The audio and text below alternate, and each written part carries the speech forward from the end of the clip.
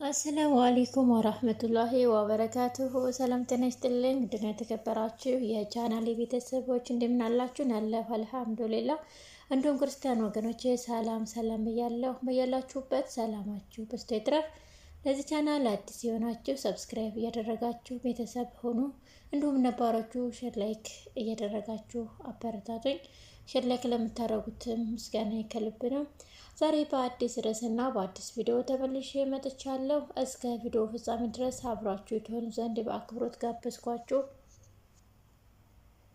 ዛሬ የመጣሁት በኑሃሚን ድራማ ነው። ጉድ እኮ ነው! እህት ለእህቱ እንደዚህ ለካ ምቀኛ ይሆናል። ኤደን ለኑሃሚን በጣም ትመቀኛታለች። እናም ለእሷ በሚሰጣት ክብርና ውዴታ እንዲሁም በሚሰጣት ፍቅር እህቷ ትቀናለች ማለት ነው።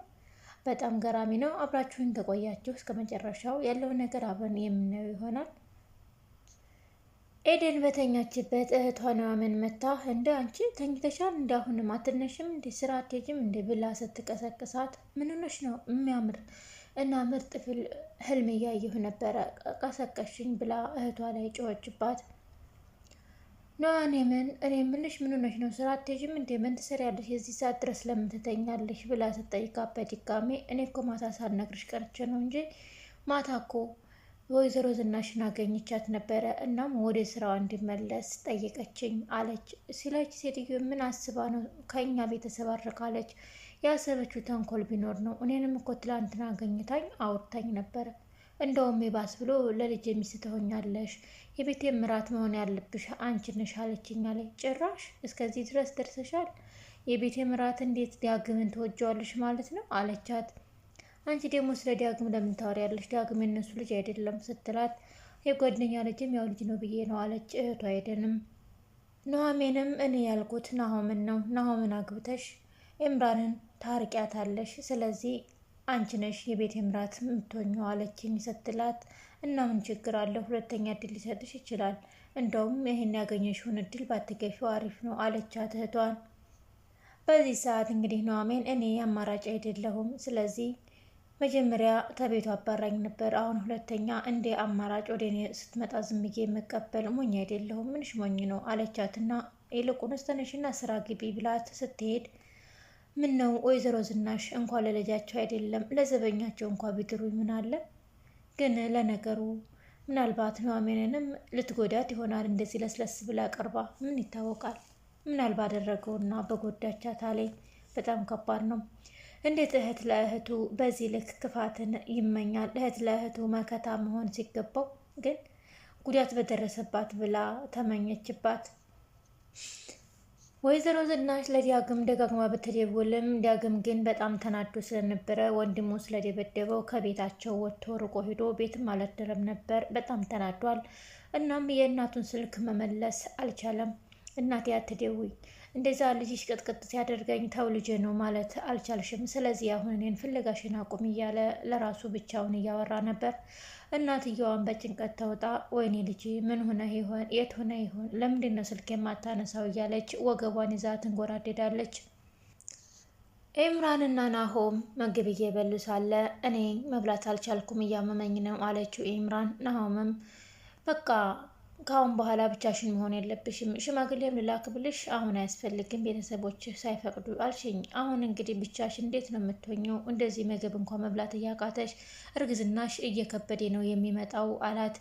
እሷን ብትሆን አይ ያዳግም የሚባል ልጅ ባያበላሸው ኑሮ እኮ እስካሁን ሁሉም ነገር ተስተካክሎልን ነበር፣ ሁሉንም ነገር ያበላሸው ዳግም ነው አለችው።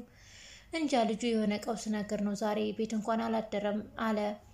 እኔ ደግሞ እኮ ትላንትና አልነግርሽም ብዬ ነው እንጂ እናቴንና ኑሃሚንን አንድ መኪና ውስጥ አይቻቸዋለሁ፣ ትናደጃለሽ ብዬ ነው ሲላት፣ አሀ ይሄ የሚታቀደው ሴራ አሁን እየገባኝ ነው ማለት አላት።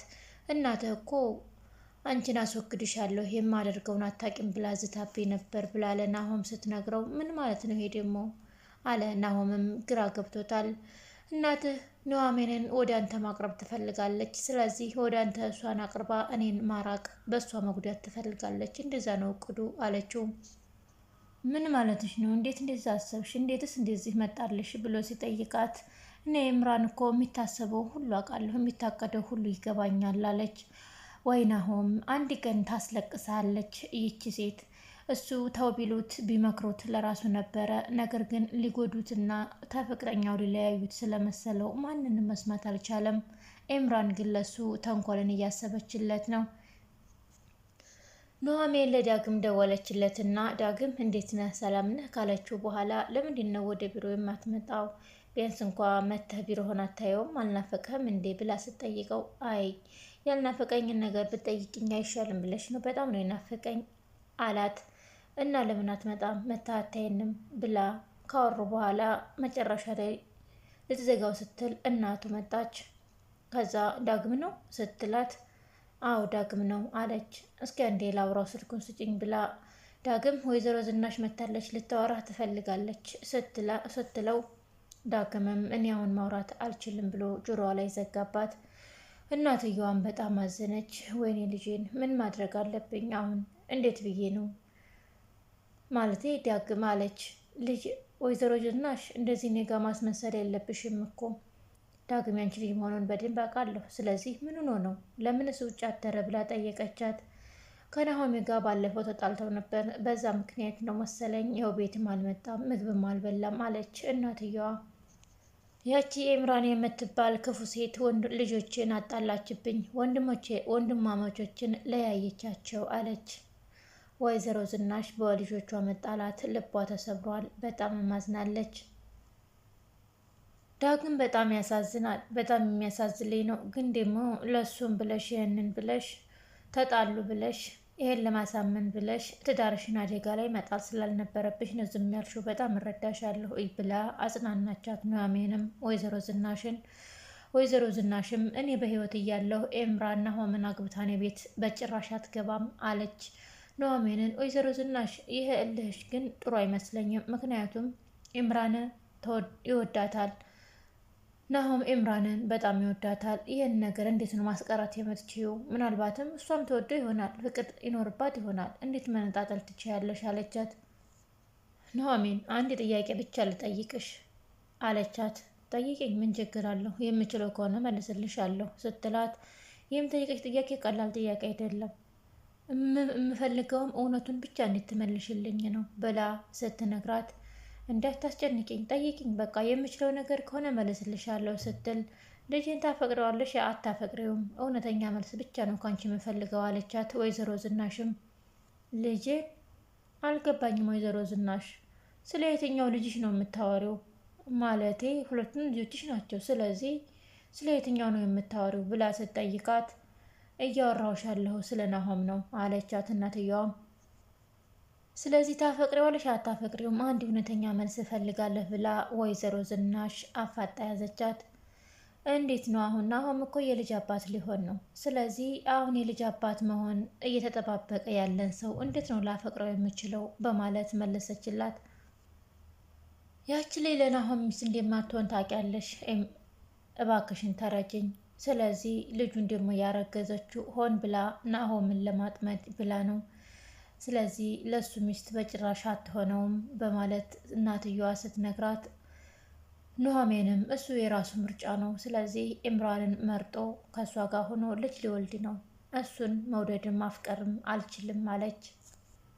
ኑሐሚን ልክ ናት። አንዲት ሰው ሌላን ሴት መርጦ ሄዶ እንደውም አባት ሊሆን እየተዘጋጀ ያለን ሰው እንዴት ማፍቀር ትችላለች? ማለት ልታፈቅረው ትችላለች፣ ፍቅር ሊኖር ይችላል። ነገር ግን ለእሷ ባል ሊሆናት አይችልም። ምክንያቱም እሱ ምርጫው ሌላ ሴት ናት። እሷ ጋር ነው እየኖረ ያለው። ሽማግሌ ሊልክላት፣ ሰርግ ሊሰርግላት፣ ሊያገባት እየተዘጋጀ ያለው ሌላ ሴት አለችው። ስለዚህ ኑሐሚን እንዴት ፍቅር ቢኖርባት እንኳን አፈቅረዋለሁ ብላ አፏን ሞልታ የምታወራበት እድል ስለሌላት ይህንን መስ ለእናትየዋ መልሳላታለች ማለት ነው።